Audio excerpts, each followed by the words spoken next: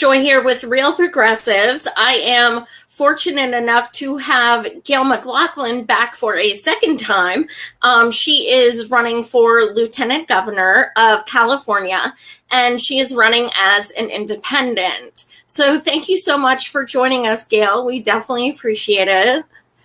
Thank you, Joy. It's a pleasure. It was a pleasure to be here the first time, and it's really, really great to be here again.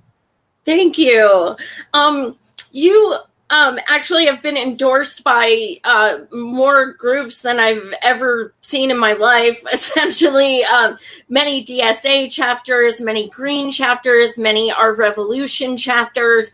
And that's pretty amazing because you're not a Green. However, you did run as a Green.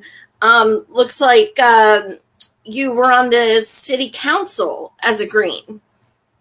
Yeah, all my local campaigns, I served as a Green, my two campaigns for mayor in Richmond. So I ran, 2 campaigns for city council, 2 for mayor, all with no corporate money, which is very important because we need those corporations out of our electoral process. And I ran as a member and a part of the Richmond Progressive Alliance, which I co-founded. I was registered as a Green, but the Richmond Progressive Alliance is an organization of folks that came together regardless of party preference. So some of us were Greens, some were Peace and Freedom members, some were Progressive Democrats, some had no party affiliation, and we came together based on our values. So I was a Green for the most part during most of those years. I changed from Green to no party preference in 2016 so I could vote for Bernie Sanders.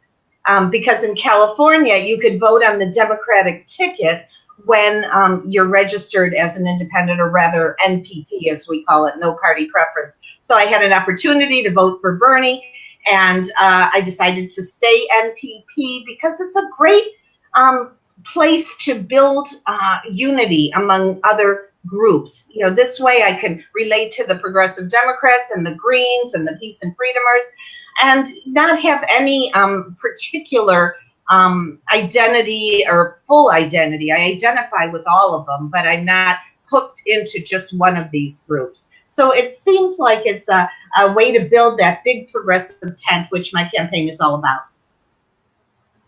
Absolutely. And we saw what happened to so many of the NPP votes, the paper votes back in California, and how, they were estimating over 3 million when uncounted. So as hard as it was for all of us, I can imagine being in California and watching that happen. You do have election, let me see. Basically election reform on your platform. What are some of the things you'd like to see happen? Do you support paper ballots, open primaries? Where would you like to see California go, but also as a country? Sure. Yeah, so election integrity is one of the priority issues that I have on my website and that I always talk about. I really think I always start out with this, to get those corporations out of our elections. We need to ban corporate donations. Of course, we need to overturn Citizens United, but banning corporations is clearly, from our electoral process, is clearly a necessity. And in the meantime, I always encourage people to vote for corporate-free candidates only, because then you know that their priorities are going to be hooked up with the people. And of course, look at their values and their platform. But the winning issue, I think, for so many of us is to make sure that those corporations are not dictating to the candidates and later the elected officials, the priorities that they should vote for. Other things, of course, is, we need paper ballot audits. We need the kind of software that's transparent. We need transparency. And we don't want the contractors in our election process and our software to be privatized. That's what we have right now in California. So this is, elections are public. This is our democracy. So the fact that we have contracts with these private entities in terms of our software and the processing of our electoral votes and such is a real crime. So I'm very much involved with getting transparency, making it for the public good and in the public hands, and making sure those NPP votes get counted. Every ballot or every party that allows for NPPs, for example, to vote on their party ticket, well, those NPPs should get the Democratic candidates for president, or I should say candidate, because there's only one when it comes to the general election, or in the primary, if there's more than one, of course, that should come to NPPs right on our ballot, rather than having us have to ask for a specific ballot, because that showed up as so confusing to not only the people who were seeking to have a Democratic ballot or to cast a vote for a Democrat, but also to the poll workers. So it was very confusing in California, and I know we can get this straight if we have the right Secretary of State in place, and I know I've endorsed Ruben Major, who's very much on top of all this and wanting to make sure that we have transparency and get everything in the public hands rather than in the private hands. And you guys, she just recommended Ruben Major. I had him on my show last week, so you can also find the interview on our page as well. So speaking of money in politics, this is an interesting conversation I'm getting into today on my page, which I'd never really gotten into before. There are apparently differences to people as far as like organizations, like corporate industries and corporate people. So when you, which is, I've never heard people break it down this way, but I'm having a discussion with someone who's telling me that money from Soros is okay because it's not an actual corporation. What are your thoughts on that? So, for me, I, have made it very clear in my past campaigns and in my current campaign for lieutenant governor that I don't take money from any businesses. So it's, small or large. I mean, I support a small business economy. That's where the lifeblood of jobs comes from. But still, I don't want the, profit-based or nonprofit businesses, because businesses are in place to make a profit. What even nonprofits have to pay the salaries, and I don't want to have that as somehow owing a favor. So as much as I support so many nonprofits and small businesses, I don't want them to give money to my campaign. Now, in terms of if an individual, like a small business owner, wants to give a contribution as an individual because he or she supports my campaign, that's a different story. However, now what you raised an interesting issue, because we're talking about big money here, and if it's a corporate owner or someone who's involved in making lots of money, and they're an individual, and we know that the kind of style of corporate maintenance of their corporate style or their corporate money making is something that I don't agree with, I won't even take from them as individuals. So I have made that clear on many occasions. There have been individuals who are really big money individuals, have run corporations or run foundations that I might see as having their foundations funded by corporations. And I said, I'm sorry, I'm going to return this because I just want to keep my campaign clean. So that's how I operate. Absolutely. And that's the progressive answer. So I appreciate that. I wanted to speak to an actual candidate about it because I 100% agree with you. So as since you've been in city council and mayor, you have accomplished so much for progressives of California. Can you just touch on a few things that have really changed for the better as for progressives since you've come to get into politics? Sure. Yeah. Thank you for that question, Joy. So in Richmond, we were able to make some real transformative change. And I think that translates to other cities as well. Richmond serves as a model. When they see what we've done in Richmond, others are really encouraged and inspired, and they want to know how we did it. So let me just give you a quick scenario of what we did and how we did it in Richmond. So when we were tired of, as activists, of not having our city council hear us and getting our needs met, we decided to form our own alliance and become the leaders we were waiting for. So we formed the Richmond Progressive Alliance, which is an inclusive, diverse, year-round, progressive, corporate-free organization. We came together regardless of party preference or no party preference, based on our progressive values. And our purpose was to build local political power by building a local movement and running candidates for office, for local office, without corporate money. And I was the first elected council member without any corporate money who was a member of the Richmond Progressive Alliance. Now, I wasn't the last. I, ran 4 campaigns, won them all, but as of 2016, as of November 2016, when the whole country moved to the right, Richmond moved further to the left. And we got 2 new progressive candidates elected. We already had 3 elected, so that made 5 corporate-free candidates on the city council out of 7 total. So that's a super majority. So, these are the things that you can do when you form an organization and you run corporate-free candidates, you reach out to the people and you build up that local movement and, work shoulder to shoulder with community leaders.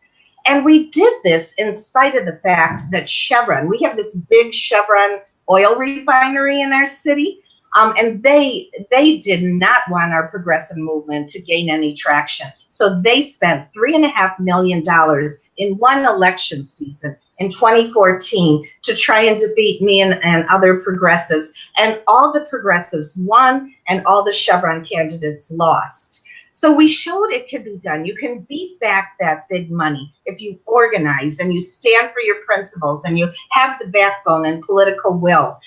And so I always say that that's a big feat to beat back big oil. But the purpose in changing the composition of a city council is to change the quality of life for our residents. So some of the things we accomplished as 1, 2, 3, as over the years, I was sometimes this sole RPA member, Richmond Progressive Alliance member. Then there was one other with me. Then there was 3 of us, and later there was 5. But we were able to accomplish things like pass the minimum wage increase to $15 an hour, pass the first new rent control law in 30 years in California. We were able to get over $100 million in additional taxes from Chevron, all with community pressure. We were also able to reduce crime. We had a 75% reduction in homicides in the 8 years I was mayor. And Richmond had been known, as a city with high crime, and of course, a city that had its city council members in the hands of Chevron. They were all purchased by Chevron. So we reversed all that, pushed back, did positive things like joined a community choice energy program where our residents get cleaner and greener and cheaper sources of electricity. We defended our unions, our immigrants. We're a sanctuary city. And so many more things. We limited Chevron's pollution. We sued them in court. And this is what got other people wondering, how did you do it in Richmond? So what we did was start giving presentations and sharing the Richmond model. And that's really how things got going for my campaign, because I was already giving presentations. And when I decided to run statewide, I kept this sharing of the Richmond story going, because that's really why I'm running, to get people to be involved in their own communities and build their own progressive alliances. And since I've been doing this campaign, or over the last year or so, about 11 new progressive alliances have emerged. So, that's the meat of what we need to do. And then if elected, I can connect all these progressive alliances, and you mentioned all the ORs and the DSA groups and Green Party groups and all the other wonderful organizations that have endorsed me, and many more, to bring people together so we can stand together for our statewide issues. So I would say that those are some of the things we accomplished for Richmond. But what I want to do for California is bring that same organizing style to get our statewide issues, which are very similar to things that we did in Richmond. Like, we want statewide rent control, and we want free public college for everyone. Now, Richmond has challenges still, so it's not as if we have, reached a pinnacle. We just reversed the downward spiral. So a lot of things you can't get done on a local level, but you can get done on a state level. So to answer your question, I think the main thing is to share the model of organizing, and then to come together to get our statewide issues passed. Absolutely. This is one of the reasons I wish I was in California so I could vote for you. This is why. So one of the things people talk about, like pretty much all my guests, it seems like it's one of those things that has to be on a progressive platform, is the Fight for 15.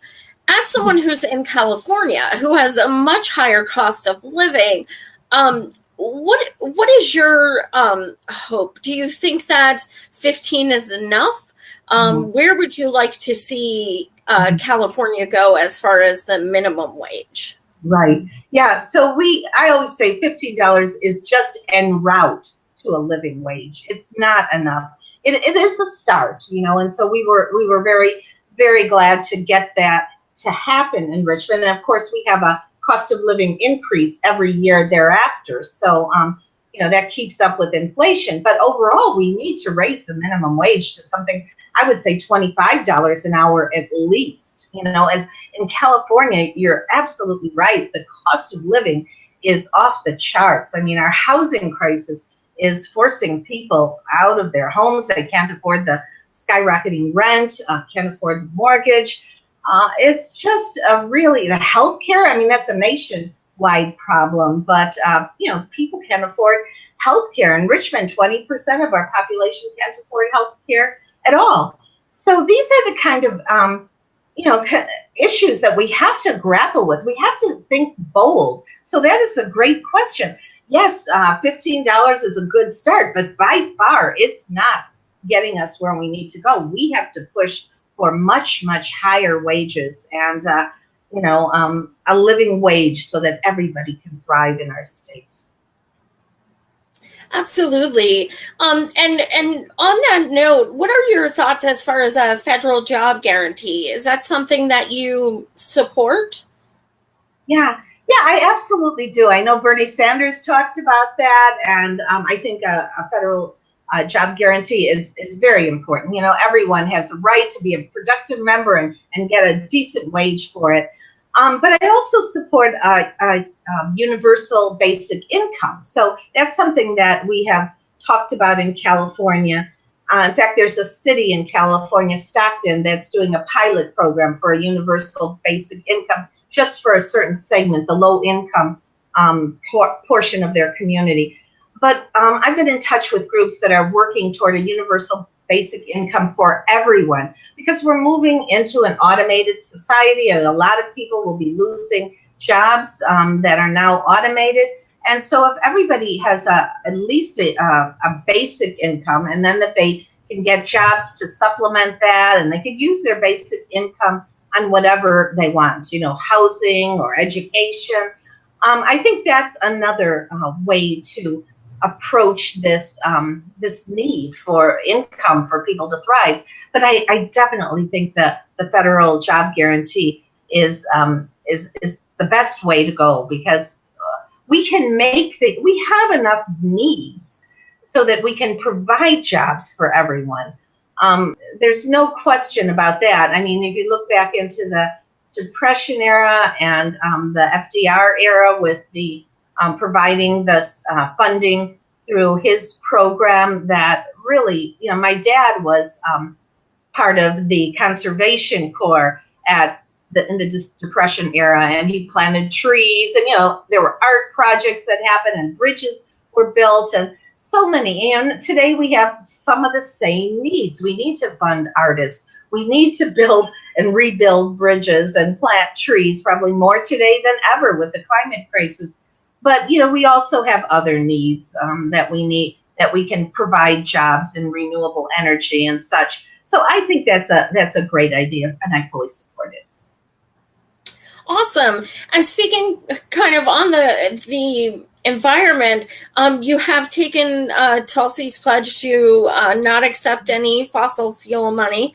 And when I was looking up your information, it's stated that you started an organization called Solar Richmond. Mm-hmm. Yeah. So Solar Richmond is an organization that I co-founded. I think it was 2006, with another individual who had some, strong background in the solar industry. She lived in Richmond, was an expert in the field. And so the two of us got together. I was on the city council at that time, and we wanted to educate the community about the importance of shifting to solar. And so it started out as a grassroots organization, really educating the community and, encouraging them to get solar on their rooftops and if they can afford it. And then it morphed into something even more than that. Michelle McGoy, who was the other co-founder, she turned the organization into a nonprofit. And then I helped her because by 2007, I was mayor. And so I helped her connect with our employment and training program. And so she became, Solar Richmond became on contract with our employment and training program to build a solar installation training program for our residents. So what happened is that more and more of our residents who went through this training program learned not only why solar was so important, but learned how to actually do the solar installation. And as a result of that, we became number one in the Bay Area for solar installed per capita. So that was a big achievement, and it was because we educated the community and because we had our residents out there putting the solar panels on rooftops. And then when Obama became president, he put out a stimulus package, if you'll remember, for cities. And so what we did was give rebates to our residents who would put solar panels on their rooftops, but they only got the rebate if they used graduates from our solar installation training program. So in that way, we got more solar installed, plus we got our residents employed. So it was a win-win situation. And so, Solar Richmond thrived and really, went into various realms of work, education, job training, and they actually did some marketing work to really put out the message of how important shifting to renewables is. That's a brilliant idea. That is amazing. I hope other states start doing that as well. As far as I digress a little. You touched on it, the Medicare for All or universal health care. You guys as a state came closer than pretty much any of us. Where are you as a state? Do you think it's feasible to get, HR 676 on the table again, or where are you guys looking at this point? Yeah. So you may know, certainly a lot of Californians know that we had a bill called SB 562, which was called the Healthy California Act, which was a single-payer Medicare for All bill for all Californians. And what happened was it went to the Senate and went to the Assembly, and the Speaker of the Assembly set it aside. He refused to even let it be discussed on the floor. And so what happened was that, it wasn't discussed. So his statement, and this is Anthony Rendon, his statement was that it had some flaws in the bill. It was not, didn't have a full funding mechanism outlined in the bill. Well, first of all, there was a funding mechanism, a whole study that was done that really outlined how this initial startup of Medicare for All for Californians would work. And of course, once it gets into place, it will be far cheaper overall for the medical needs of our communities, because the insurance companies are such a ripoff as it is, and the pharmaceutical companies cost so much, and we don't even get the care we need. So what he did was really, I believe, a real injustice for Californians.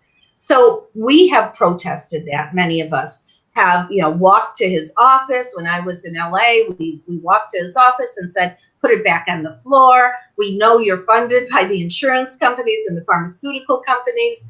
And, it isn't right that most bills come to the floor with some flaws in it or some unfinished aspects of it. And through the process of discussing it and amending the bills, that's common in all bodies, political bodies. You work through it, you amend it, and then you pass it. Well, we didn't have that opportunity in California, but we're still protesting. We're protesting that we didn't have that opportunity, and we're wanting to make sure that it comes back into our committees and our state assembly so that we can discuss it. And it might, we might have do some variation of 562 so that it has more information in it to begin with, so that we don't run up against this again. But the fact is, we have to get this passed. And there's enough progressives putting enough pressure on the legislature as a whole that I believe we're going to have it done. And I think if we can get it done in California, we can set an example for other states. But I want to mention, I just got an email earlier today that someone is suggesting to me that maybe we could do a West Coast healthcare bill, like Oregon and Washington and California. So I hadn't heard that idea, but, maybe we'll get a West Coast healthcare bill that will set an example for the rest of the country. Or, of course, if Bernie Sanders' bill can get there before California or any other state, all the more power. We want the whole country to have the benefit that other countries, the citizens of other countries have. And that's to have, healthcare available to them without copays, without deductibles, without premiums. Healthcare is a human right. So my campaign for lieutenant governor is not only standing for this issue and so many more, but it's the whole thrust of it is to organize and to pressure the legislature. As lieutenant governor, I will sit as president of the Senate, the state Senate, but I won't have a vote. I only have a vote if there is a tie, to break a tie. So, if there isn't that tied vote, I still will use the bully pulpit of the lieutenant governor's seat to pressure the other members of the legislature. And I'll work with the community, with the nurses, with the physicians, with all those who are standing for healthcare for all and single payer. I always have to say single payer because some people say healthcare for all, and what they really mean is just having the insurance companies put out, a few more policies, to get a few more people insured. But we want single payer. The government has to ensure that every single resident has their healthcare needs met.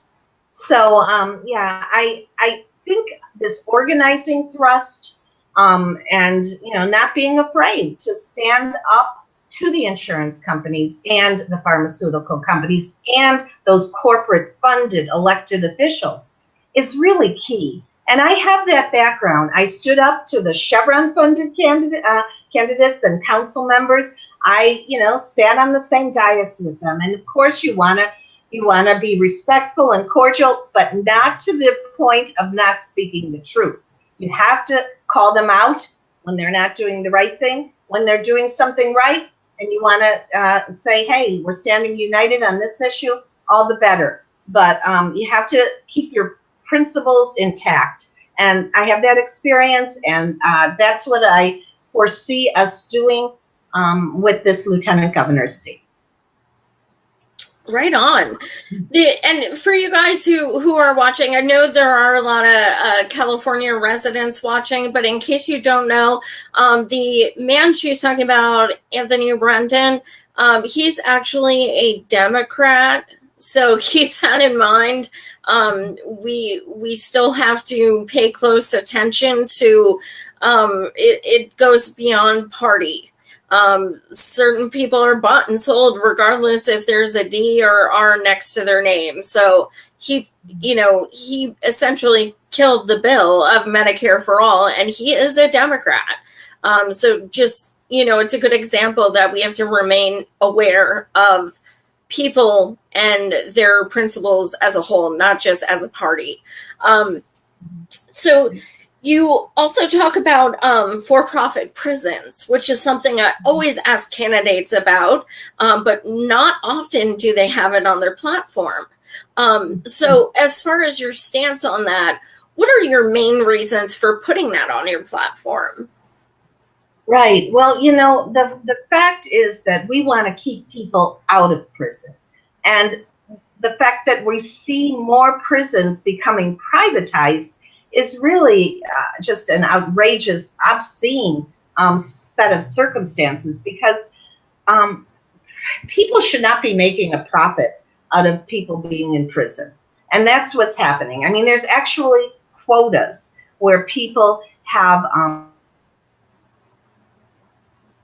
their profit will be built based on the fact of how many people get into prison. So rather than wanting more people to get into prison, to put money into the pockets of the owners of these private prisons, we need to keep people out of prison. And of course, we need to make sure those that are in prison now, that are there for nonviolent drug offenses, and those individuals should not be in prison. We need so much prison reform.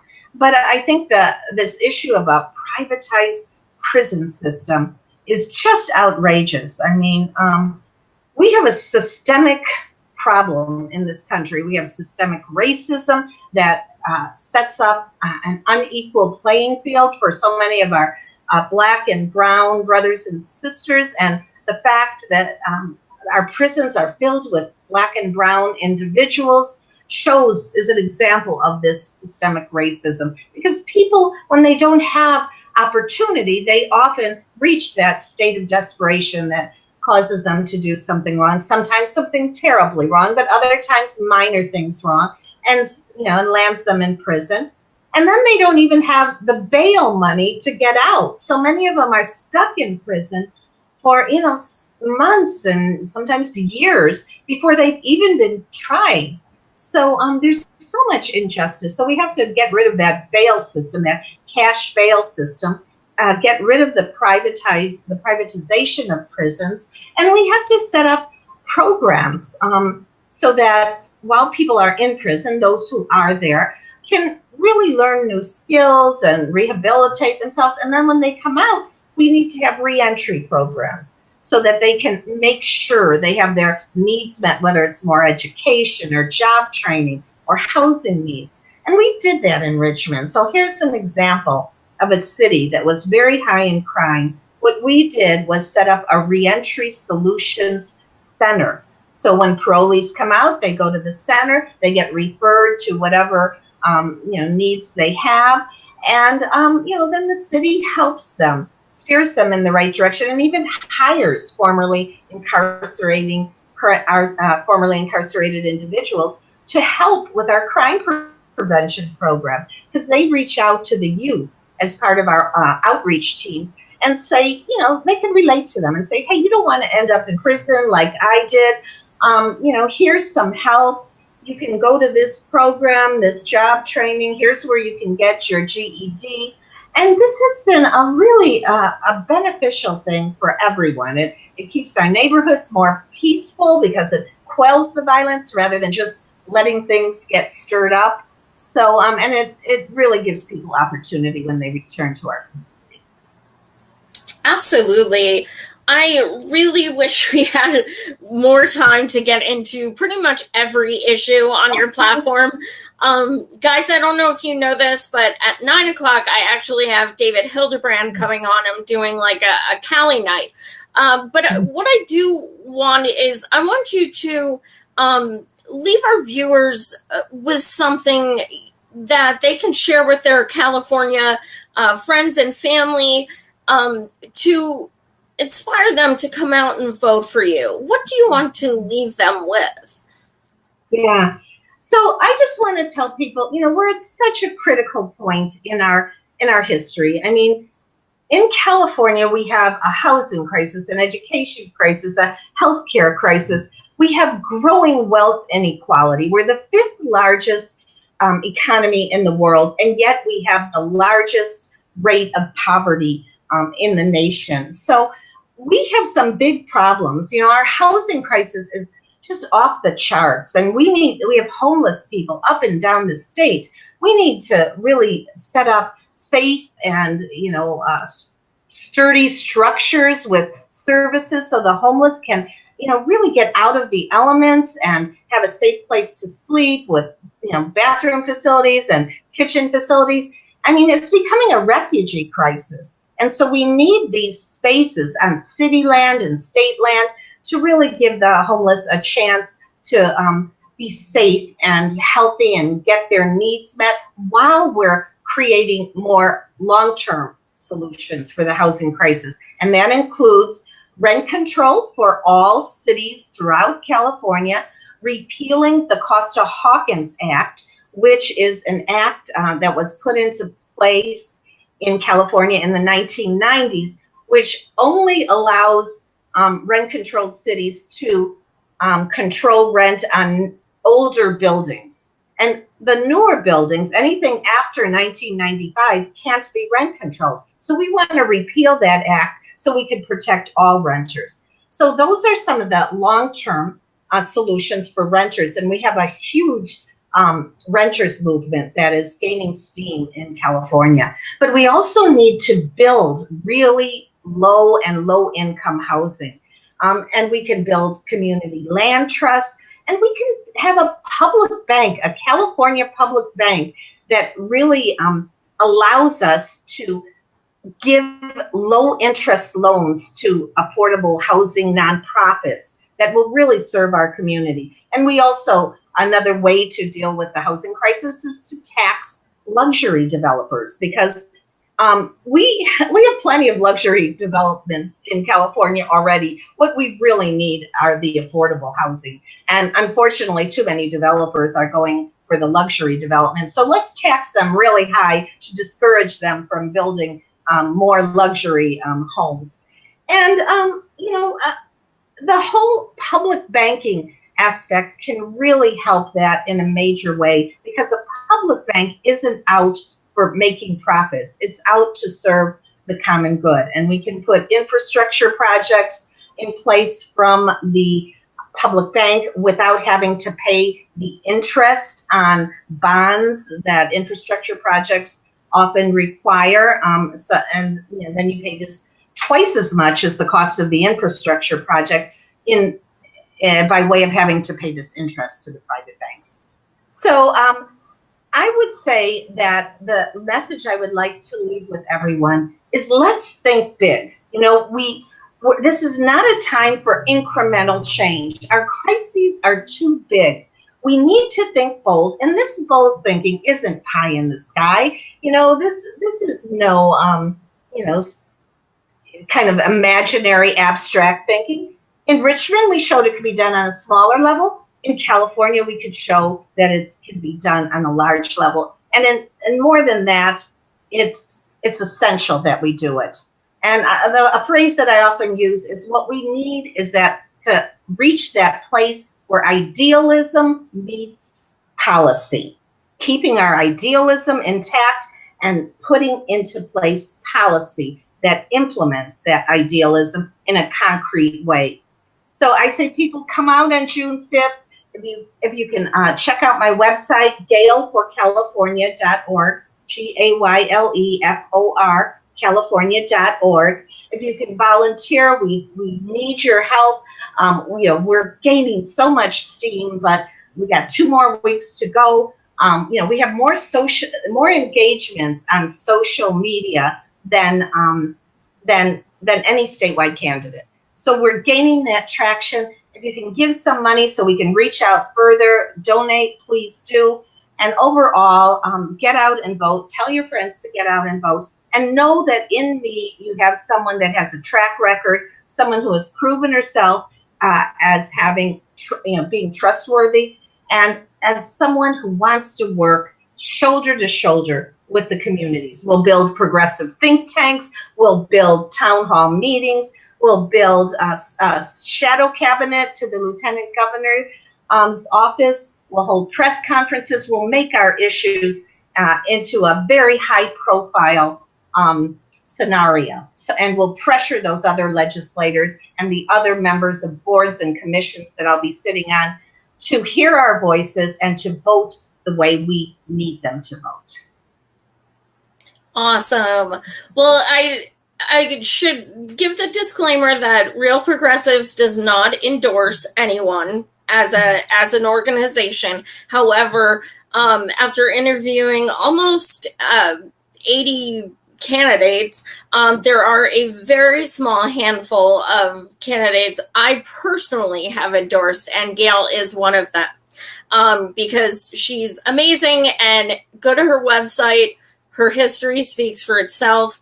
If she did everything she's done locally, I have no doubt she can do it in California. And also, please shout out to everyone in California. Share this, tag people, PM them, because the thing about this is it has nothing to do with districts or city. Anyone in the entire state of California can vote for Gayle. This is a really big opportunity to elect a progressive, but also to elect an independent. This is huge. So if you're in California, I think it is absolutely imperative you vote for her on June 5th. I think we can make history with this. So thank you all so much for watching. Thank you for joining us again, Gayle. You're awesome. Thank you, Joy. It's always a pleasure. You're awesome. Oh, thank you. Thank you. And guys, stay tuned. I'll be back in about 15 minutes with David Hildebrand from California as well. So best of luck, Gayle. Take care. And again, thanks, guys, for watching. Thanks, Joy. Bye, everybody. Bye-bye.